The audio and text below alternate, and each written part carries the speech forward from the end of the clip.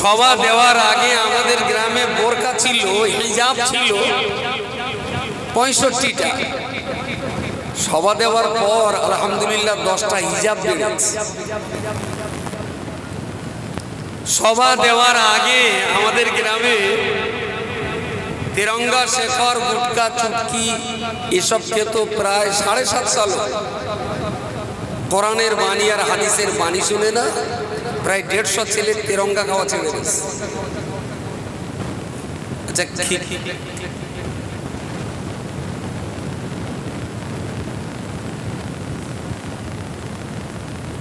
খিচুড়ি, decoration, mic, pandal এসব তো হিসেব হয়।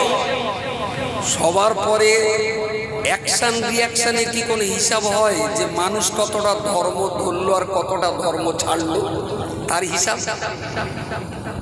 হয়? ডালির হিসেব হয়, কিন্তু ধর্মের হিসেব কথা বলেন। তার মানে ধর্মটা মুসলমানের কাছে ধর্মটা ডালির চেয়েও বেকার। 5 কেজি ডাল এদের কাছে যে দাম আছে, যার জন্য ডালটারও হিসেব হয়, কিন্তু নামাজি বেনামাজি, ভালো আর খারাপ, হক আর বাতিল, আলো আর আধারের কোনো বিচার হয় না। ধর্মসভা আসছে বছর আবার হবে, মা তুমি আবার এসো, চলছে। এই যেন বঙ্কিমচন্দ্র চট্টোপাধ্যায় সেই কথাটা, সেই ট্রেডিশন সমানে চলেছে। সবাই একটা দিতে হবে, না দিলে গাছ পাকা।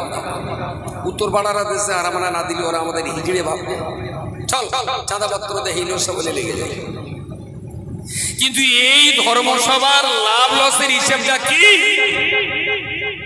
শ্রোতাদের হিসাব, শ্রোতাদের পাওনা কিছু খিচুড়ি আর আমাদের পাওনা কিছু ক্যাশ। যাক, সেই বাদুদিয়ার থেকে এসছি প্রায় 57 কিলোমিটার কাছাকাছি রাস্তা। খুব কমও যদি হয় অন্তত 1003 টাকা তো দেবে।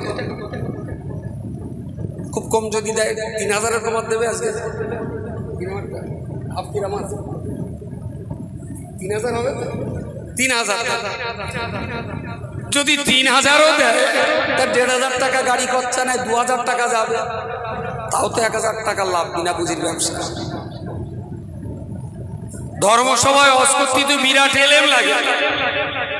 একটু বাদামের খোলা, কালু ফকিরের বে, 8তলা জাহাজ, এইরকম 3-4টে কাহিনী মুখস্থ করা থাকলে সারা বছর চলে।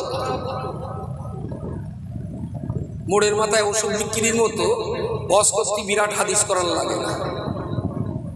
4-5টা কাহিনী মুখস্থ করতে হবে।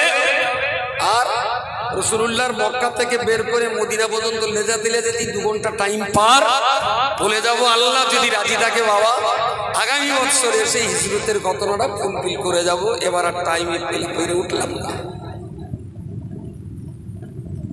এই হলো আমাদের ধর্মসভার চরিত্র।